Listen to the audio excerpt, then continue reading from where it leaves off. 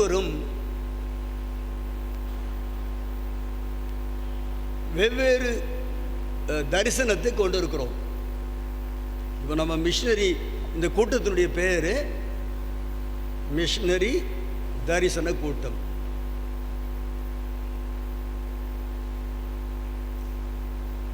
தரிசனம்னா உங்களுக்கு தெரியும். நம்ம உடனே கர்த்தருடைய ஆவியானவர் కణవు మూలமாக పరిశుద్ధాత్మదేవుడు కళల ద్వారా మళ్ళీ దర్శనం ద్వారా మనతో మాట్లాడతారు. దాని గురించి నేను ఇప్పుడు చెప్పలేదు. கர்த்தருடைய ஆவியானவர் நமக்கு கொடுத்திருக்கிற கிருபையின்படி ஆண்டவர் அநேக வெளிப்பாடுகளை நமக்கு சொப்பனத்தின் மூலமாக, தரிசனத்தின் மூலமாக அது கொடுத்து வருகிறார். அதை பற்றி இப்பொழுது நான் உங்களுக்கு சொல்லவில்லை. அதை நாம் அங்கீகரிக்கின்றோம், நாம் தொடர்ந்து கவனிப்போம். சென்ற ஆண்டு டிசம்பர் மாதம் நான் கிட்டத்தட்ட 70 நாட்கள் சரியானபடி சபைக்கு வராமல் நான் வீட்டிலே இருந்தேன். உலகத்தை பார்க்கவில்லை, உலக மனிதரை பார்க்கவில்லை. அதிகமாக நான் கர்த்தரோடு நேரத்தை செலவழிக்க ஆண்டவர் எனக்கு கிருபை செய்தார். 16, 17, 18 டிசம்பர் மாதத்தில், சென்ற ஆண்டு டிசம்பர் மாதத்தில் நான் கர்த்தரை நோக்கி ஜெபிக்க ஆரம்பித்தேன். குறித்த ஆவிக்குரிய காரியங்களை அவர் எனக்கு கொடுக்க வேண்டும் என்று நான் ஜெபம் பண்ணி கொண்டிருந்த போது அவர்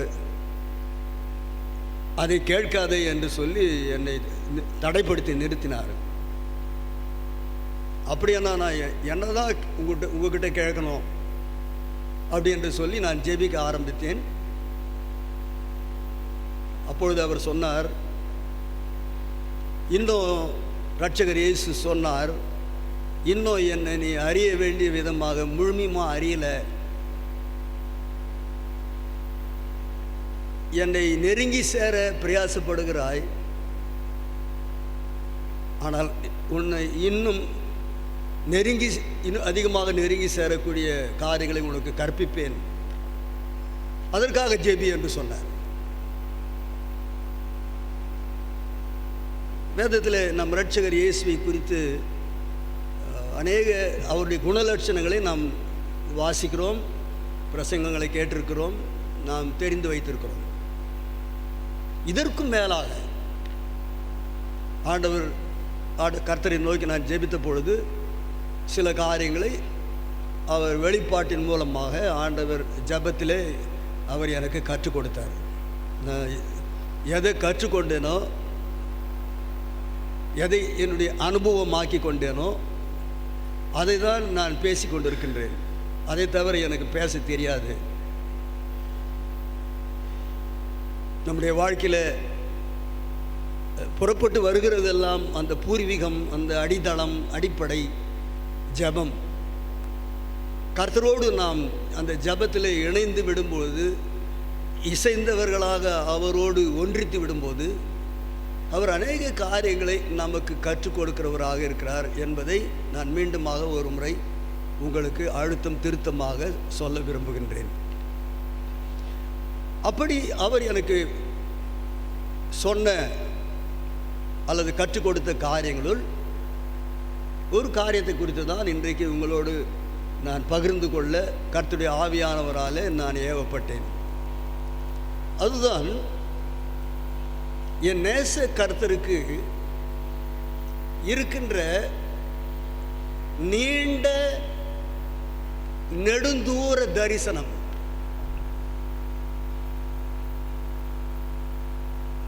நீண்ட நெடுந்தூர தரிசனம். இப்பொழுது உங்களுக்கு முன்பாக அந்த W என்ற வார்த்தையை நான் எழுதி உங்களுக்கு காட்டல, ஆனால் உங்களுக்கு I am going to show the word W in action. நல்லா கவனிங்க. உயர்வான இடத்திலிருந்து அது ஸ்ட்ரோக் நம்ம W எழுதும்போது மேலே ஆரம்பிக்கிறோம், அப்படி தான் அபிஷேக். மேலே ஆரம்பித்து இப்படி கீழே கொண்டு வரும்.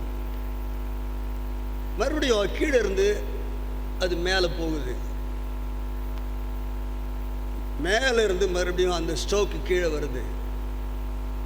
அதை மறுபடியும் நம்ம மேலே கொண்டு போயிடும். டபிள்யூ வந்துருச்சு. இதுதான் என் நேச கர்த்தர் இயேசுவினுடைய ஊழிய திட்டம். அதை புரிந்து கொள்வதற்காக எனக்கு இந்த எழுத்தை நேற்று தான் ஆண்டவர் கற்றுக் கொடுத்தாரு. எப்பொழுதும் உங்கள் சிந்தைக்கு முன்பாக அந்த டபிள்யூவை நீங்கள் நினைத்து கொள்ளுங்கள். ரெண்டாவது, அந்த டபிள்யூ என்று சொல்லும்போது நாம் வி என்பதை நினைத்து கொள்ளுங்கள். மூன்றாவதாக அந்த டபிள்யூவை நீங்கள் நினைத்து கொள்ளும் பொழுது எனக்கு எப்பொழுதுமே ஒரு அழைப்பு இருக்கிறது. வெல்கம். இன்று காலையில் கூட கர்த்தர் நம்மை அழைத்து கொண்டே இருக்கின்றார். இப்பொழுது நம்மோடு கூட பேசிக்கொண்டே இருக்கிறார். அவர் நம்மை அழைத்து கொண்டே இருக்கின்றார். தொடர்ந்து நாம் கவனிப்போம். இது எல்லாம் ஒரு குறுகிய காலத்தில் நடந்த சம்பவம் அல்ல. உலகம் தோன்றுவதற்கு முன்பாக, நான் ஆக்ஷனை சொல்லும்போது நீங்கள் கொஞ்சம் கவனமாக கவனிச்சீங்கன்னா உங்களுக்கு நல்லா புரியும்.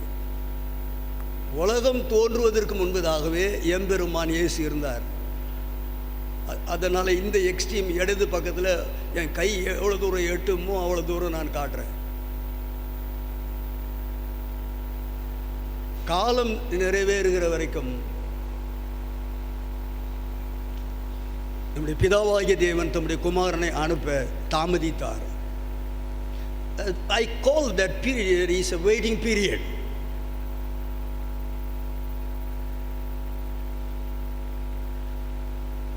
உலக தோற்றத்திற்கு முன்பாக இருந்தவர்.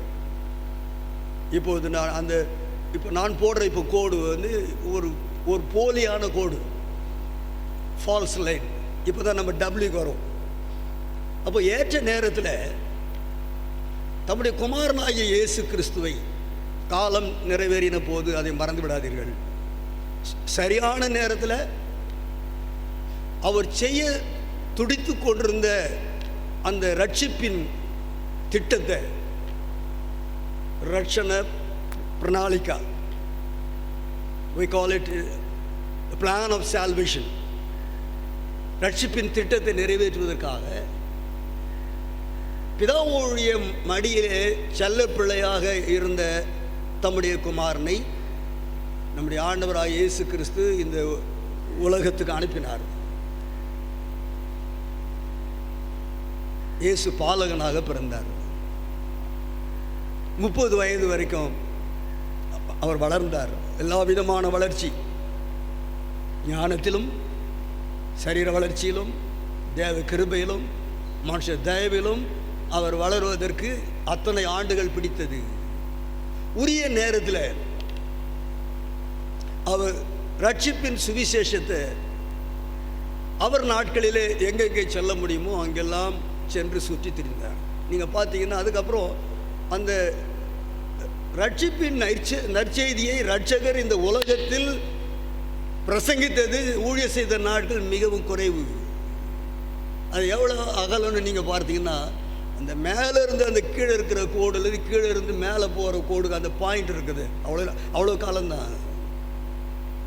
The period my Lord ministered on earth was so short, but it was not simple. என் நேச கர்த்தர் இந்த உலகத்தில் ஊழிய செய்த அந்த காலம் அது மிக குறுகிய காலம். ஆனால் அது வலுவில் குறுகியதல்ல, அது கூடாத ஒரு காரியம் அல்ல. அது அற்புதம் நிறைந்த, வல்லமை மிகுந்த, பிரசங்கித்தாலும் சரி, அற்புத அடையாளங்களை செய்வதாக இருந்தாலும் சரி, வியாதி குணமாக்கினாலும் சரி, பிசாசுகளை துரத்துகிற காரியமாக இருந்தாலும் சரி, ராஜ்யத்தின் சுவிசேஷத்தை தெரு தெருவாக பிரசங்கிப்பதாக இருந்தாலும், ஜபாலயங்கள் தோறும் தினமும் நற்செய்தி பிரசங்கிக்கிற ஊழியமாக இருந்தாலும், இவைகள் எல்லாவற்றையும் நம் ஆண்டவர் இயேசு அந்த குறுகிய காலத்தில் செய்தார். நமக்காக பாடுபட்டு அவர் சிலுவையிலே மரித்தார். 3ஆம் நாளில் உயிரோடு எழுந்தார். 40 நாள் வரைக்கும் அவர் உயிரோடு இருக்கிறதை குறித்து அன்று அவரோடு இருந்த சீஷர்களுக்கு அதை வெளிப்படுத்தினார். பிறகு இப்போதான் ஆரம்பிக்கிறது. அது கீழே வந்த அந்த டபிள்யூ அந்த லைன் மறுபடியும் we call it in English ascending and descending.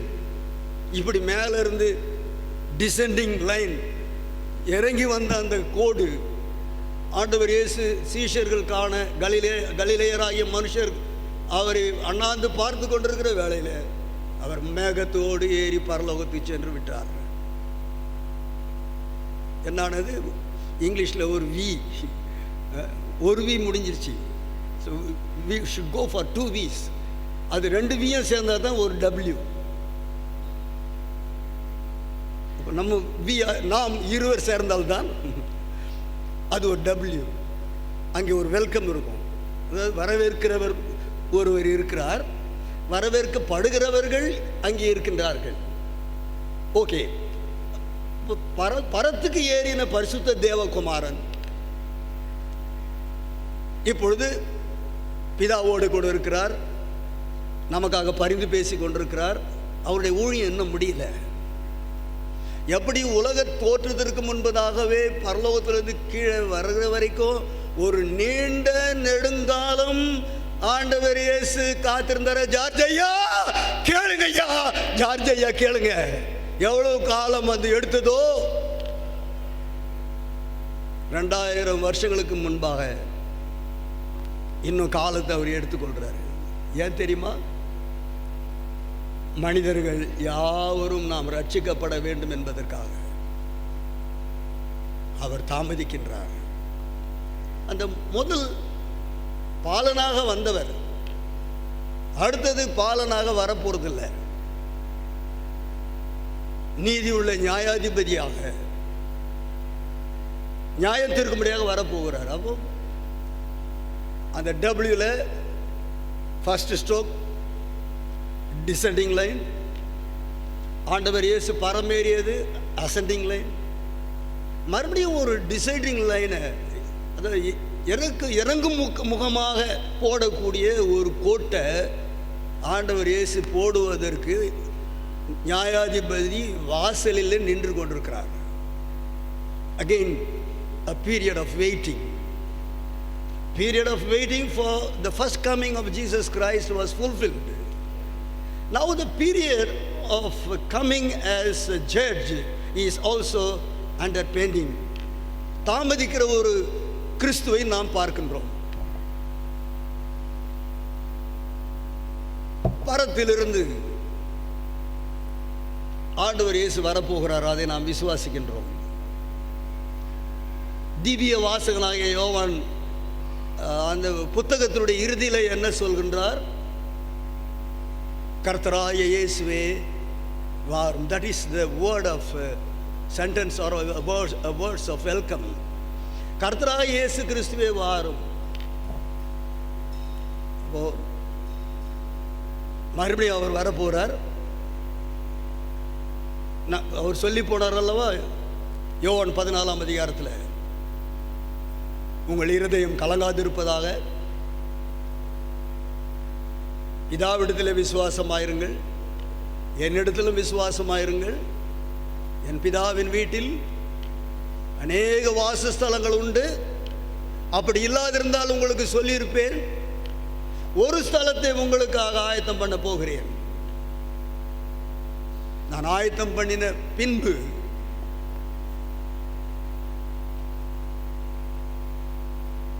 விண்ணின் தேவன் முதல் முறை மண்ணுக்கு வந்தது போல மண்ணின் மனிதர்களாகிய நம்மை விண்ணிலே சேர்க்கும்படியாக அந்த ரட்சிப்பை இந்த உலகத்தில் விதைத்து விட்டு போன, எஸ்டாப்ளிஷ் பண்ணிவிட்டு போன, நிலைநாட்டி போன இயேசு கிறிஸ்து நம்மை சேர்க்கும்படியாக மறுபடியும் வரப்போகிறார். அவர் வந்து அவரிடத்தில் நம்மை சேர்த்து கொள்ள போகிறார். இதுதான் ரட்சிப்பின் திட்டம். இன்றைக்கு உங்களுக்கு விளக்கும்படியாக கர்த்தர் எனக்கு கொடுத்த ஒரு எழுத்து W.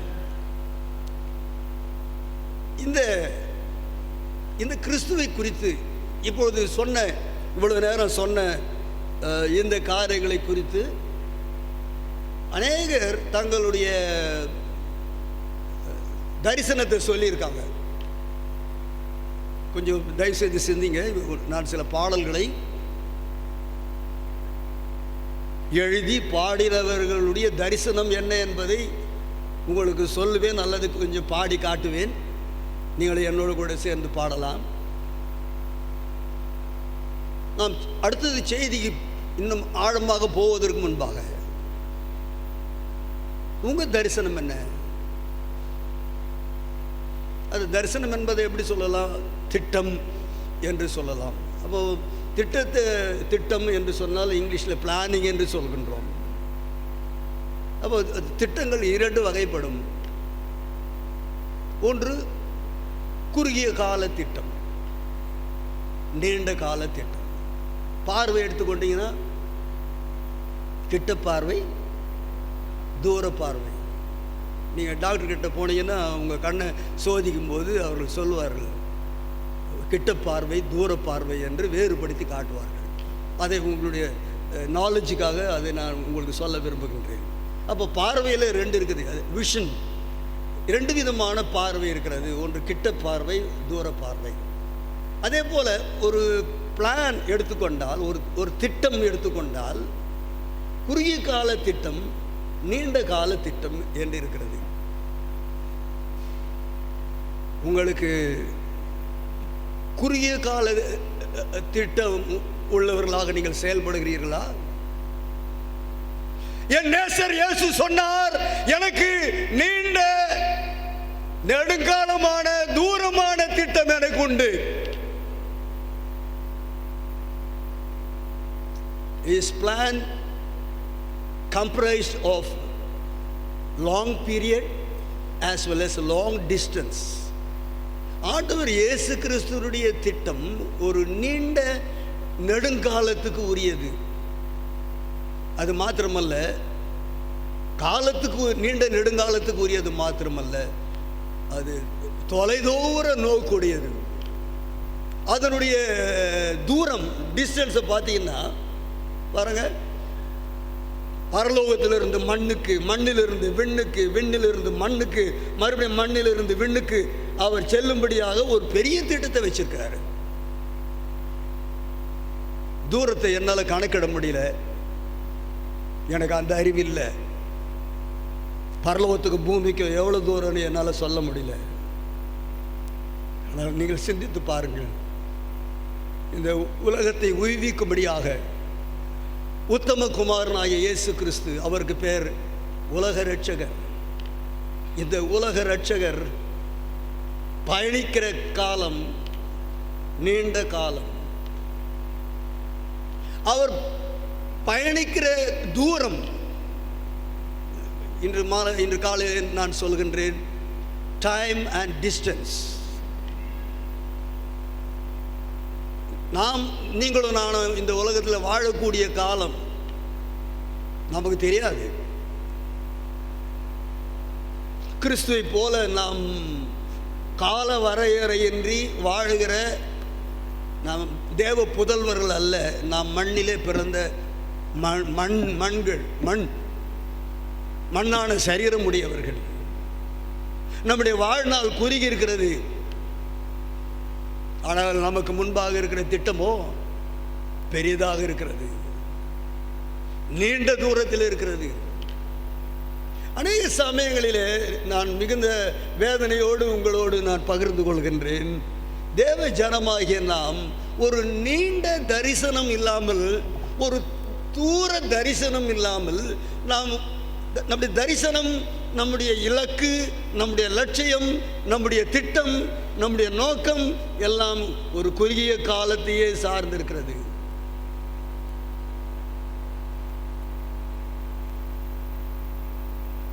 என்னோடு சேர்ந்து இன்றைக்கு ஒரு நீண்ட தொலைநோக்கு கண்ணோட்டத்தோடு இருக்கிறவர்கள் உங்களில் எத்தனை பேர்?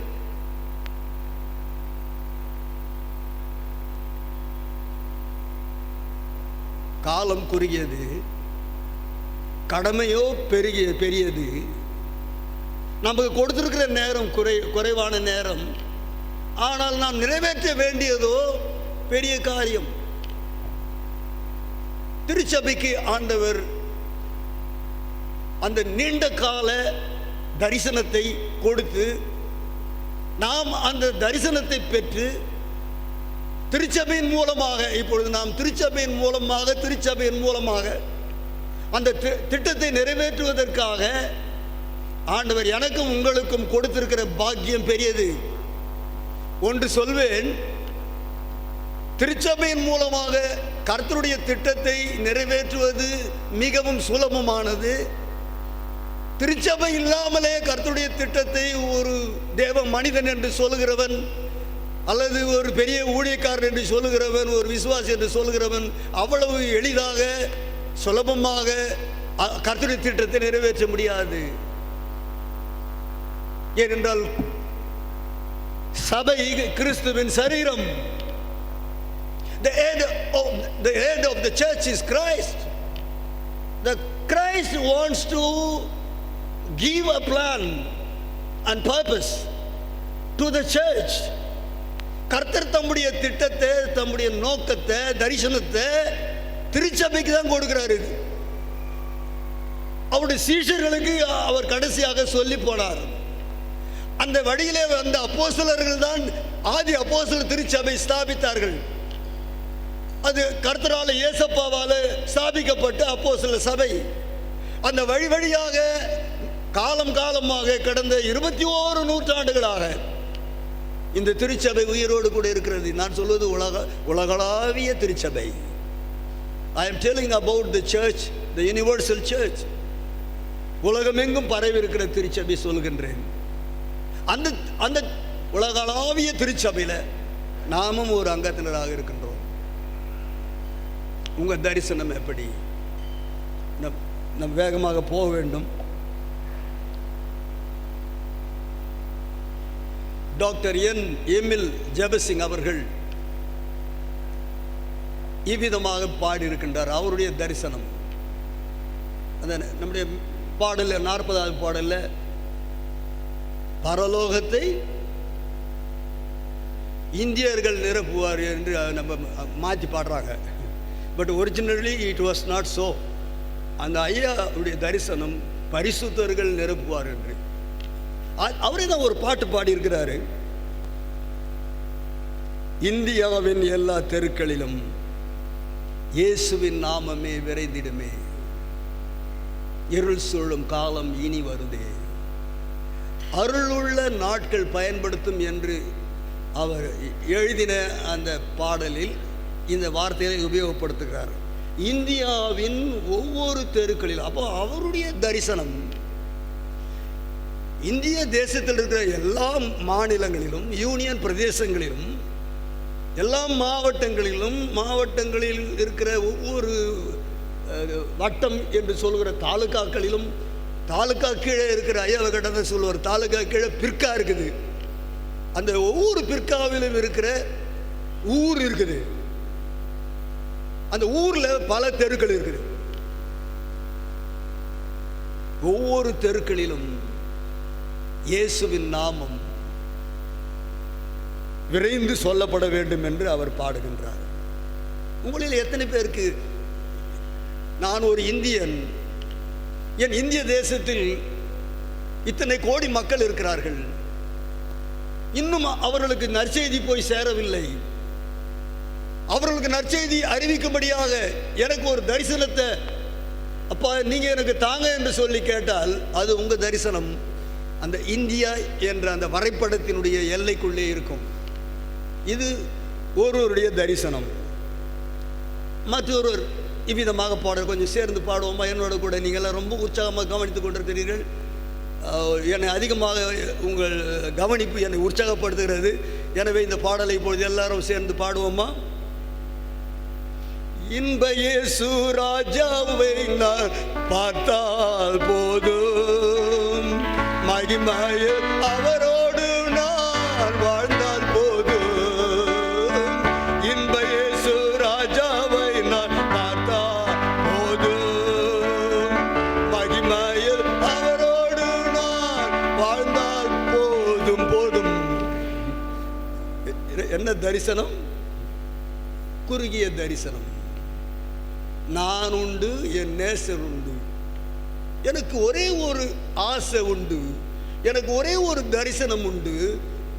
நான் ரட்சிக்கப்பட்டிருக்கின்றேன், என் பாவங்களை கழுவி என்னை பரிசுத்தவானாக மாற்றி இருக்கிறார். எனக்கு ஒரு ஆசை, எனக்கு ஒரு தரிசனம், அந்த இன்ப இயேசு ராஜாவை நான் பார்த்துட்டா போதும்.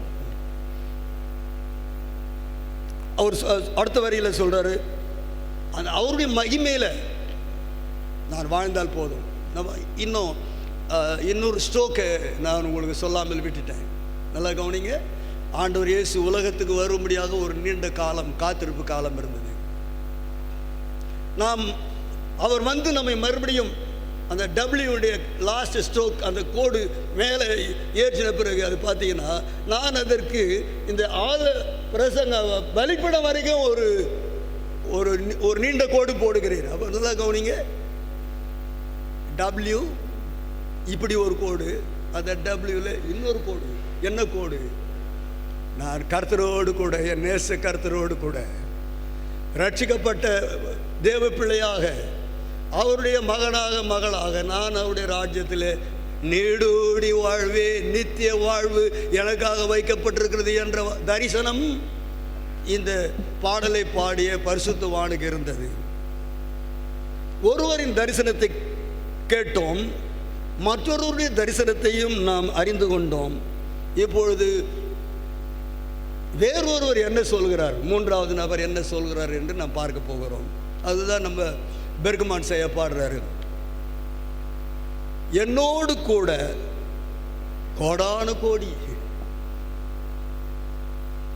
ஆத்மாக்கள் சேர்த்துக் கொள்வேன், அவர்களை எல்லாரும் நான் பரலோகத்துக்கு கூட்டி சென்றிடுவேன். அவருடைய தரிசனம், ஃபாதர் பெர்கமான்ஸ் அவருடைய தரிசனம் 10, 100, 1000 லட்சம் ஆத்மாக்கள் அல்ல. அவர் சொல்லுகின்றார், தேவன் அவருக்கு கொடுத்த இருக்கிற அந்த தரிசனத்தினால சொல்லுகிறார், நான் மாத்திரமல்ல, நான் பரலோகத்துக்கு சேருவது மாத்திரமல்ல, என்னோடு கூட கோடிக்கணக்கான மக்களை நான் கூட்டி கொண்டு போவேன். சென்ற ஞாயிறு நான் கேட்ட கேள்வி அதுதான். நாம் ஒருவராக நாம் ஆலயத்துக்கு வந்து அமர்ந்து நாம் எழுந்து போகிறோம். நம் ஆண்டவர் இயேசு சொன்னார், நீங்கள் வரல அன்றைக்கு. நம் ஆண்டவர் இயேசு சொன்னார் இல்லையா, இந்த தொழுவத்தில் இல்லாத வேறு ஆடுகள் எனக்கு உண்டு.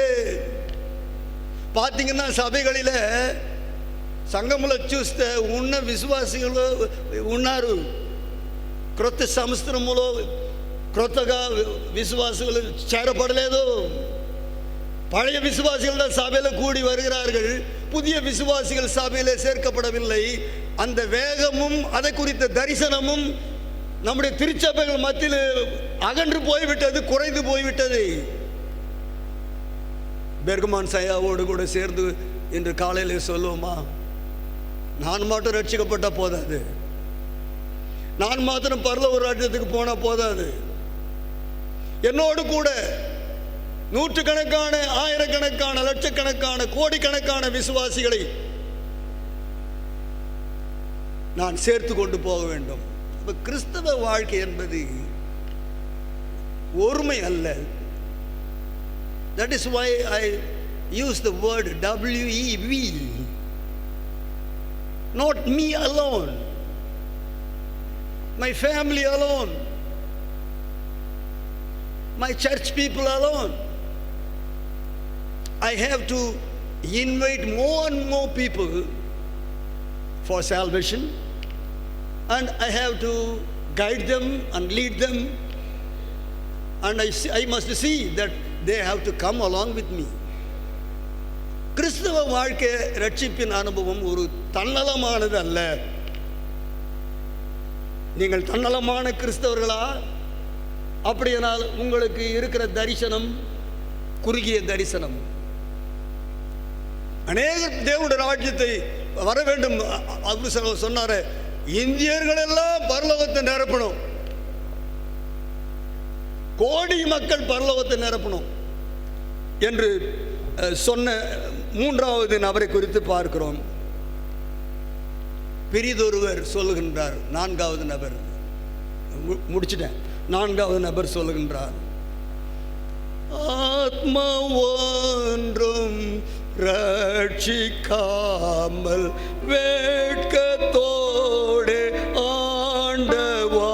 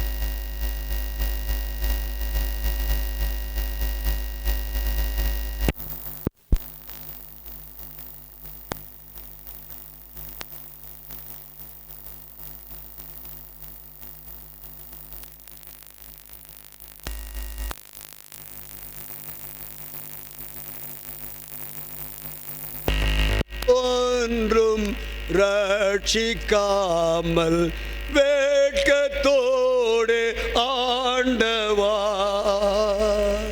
வேட்கத்தோடு ஆண்டவா வேறும் கைய நாகவும்மை பார்க்க முடியுமா? கண்டு கொள்ளலாகுமா? ஆத்மா ஒன்றும் ரட்சிக்காமல் லிப்ஸ்டிக்கோடு வந்திருக்கிற பாப்பா, நீ வெறும் கையோடு கூட பரலோகத்துக்கு சேர முடியுமா? நான் அதை இப்போ இங்கிலீஷில் சொல்கிறேன், உங்களுக்கு புரிய மாதிரி. It is a shame.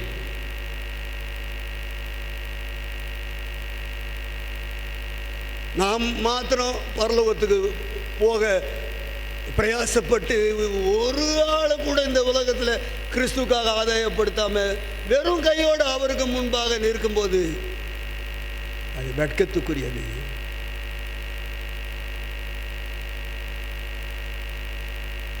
நமக்கு ஒரு தரிசனம் உண்டா?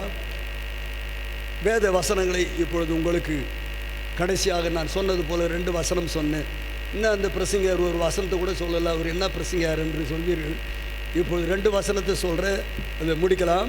ஒன்று, லூக்கா 16ஆம் அதிகாரம் 9வது வசனத்தில் நம்ம ஆண்டவர் இயேசு இவ்விதமாக சொல்கின்றார். லூக்கா 16ஆம் அதிகாரம் 9வது வசனத்தை ஒருவர் இப்பொழுது வாசிக்கலாம். நான் உங்களுக்கு சொல்லுகின்றேன்,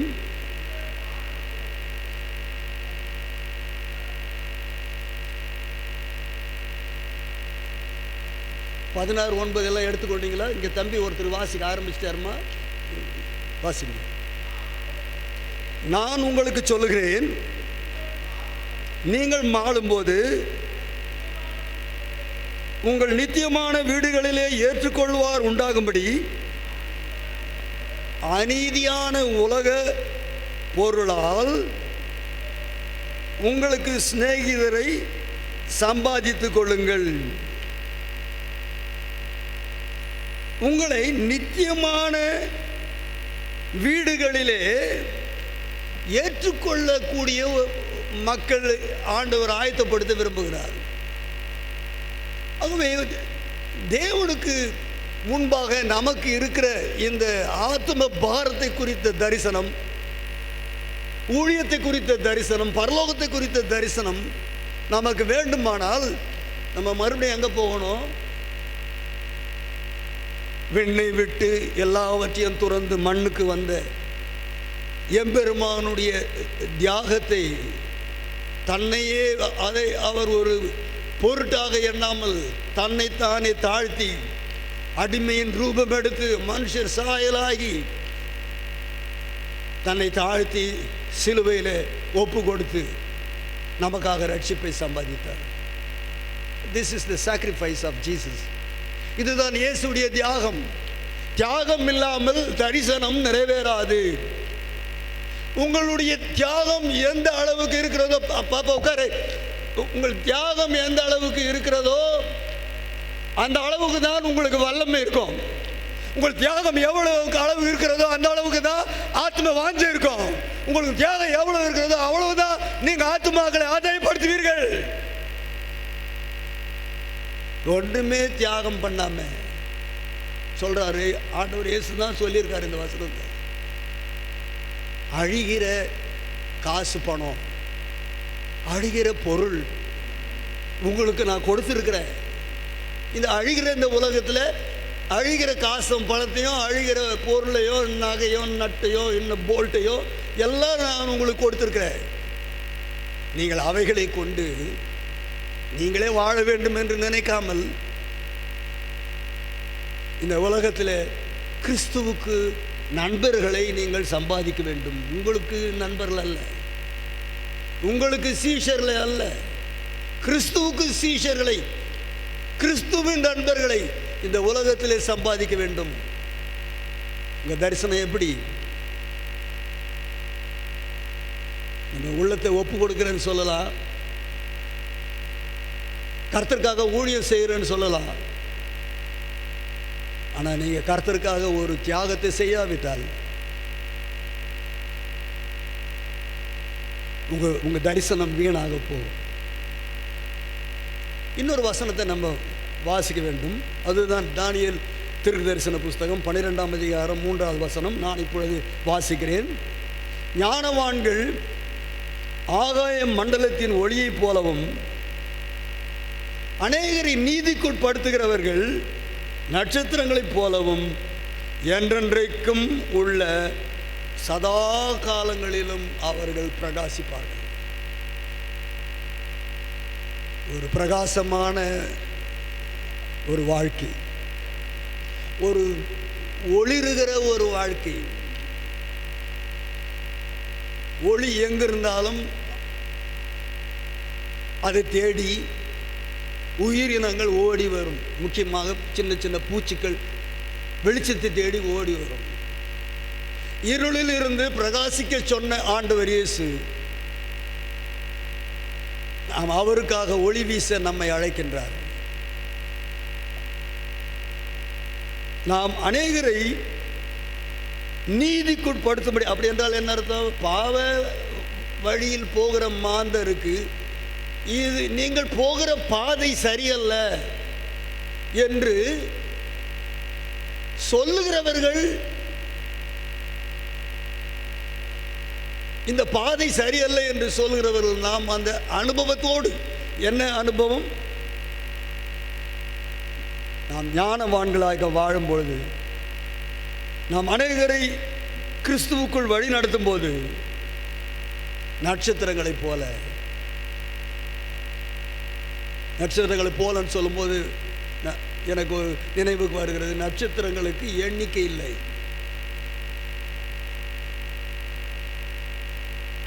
The stars are numerous. One cannot count the number of stars. நட்சத்திரத்தை எண்ண முடியாது. நம்முடைய தரிசனம் தூர தரிசனமாக இருக்குமானால், நம்முடைய பார்வை தூர பார்வையாக இருக்குமானால், அழிந்து போகிற உலகத்துக்காகவே நாம் உழன்று திரியாமல் உழைக்காமல், இதற்கு பிறகு ஒரு மறுவாழ்வு இருக்கிறது, பாக்கியா மறுவாழ்வு இருக்கிறது, நான் அந்த மறு ராஜ்யத்தில் பிரவேசிக்க வேண்டும், நான் மாத்திரம் பிரவேசித்தால் போதாது, என்னோடு கூட ஒரு கூட்ட மக்களை அங்கே கொண்டு போக வேண்டும் என்ற ஒரு தரிசனம் நமக்கு இல்லைன்னு சொன்னால், இத்தனை ஆண்டுகள் நாம் கிறிஸ்தவர்களாக வாழ்ந்தது வீண். ஒரு சிலருக்கு நமக்கு தரிசனம் இருந்தது, அந்த கரிசனை இருந்தது. எந்த கரிசனை? ஆண்டவர் இயேசு கிறிஸ்துவிலே காணப்பட்ட ஆத்ம பாரம். அந்த கரிசனை நமக்கு ஒரு காலத்தில் இருக்கதான் செய்தது. ஆனால் இப்பொழுது அந்த தரிசனத்தை இழந்தவர்களாக, we lost our long sightedness and at present we are having short sightedness. அந்த தூர பார்வையை, நெடுந்தூர பார்வையை, பரலோகத்தை குறித்த பார்வையை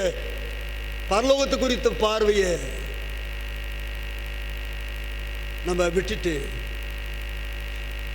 இப்படி பார்ப்பதற்கு பதிலாக, கொஞ்சம் நல்லா கவனிங்க, அந்த மேலே கடிகாரம் இருக்குது, அப்படி பார்ப்பதற்கு பதிலாக, எனக்கு கீழே மேலே ஒரு பெரிய விளக்கு இருக்கிறது, இப்படி பார்ப்பதற்கு பதிலாக நாம் தரையை நோக்கி போய் கொண்டிருக்கிறோம்.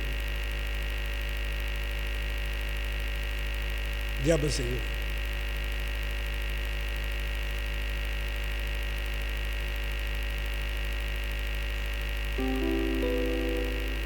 அழிந்து போகிற ஆத்துமாக்களை தினமும் தினமும் நினைப்பேன். அவர்களை தேடி ஓடி ஓடி உழைப்பேன். தெய்வமே தாருமே, ஆத்ம பாரமே,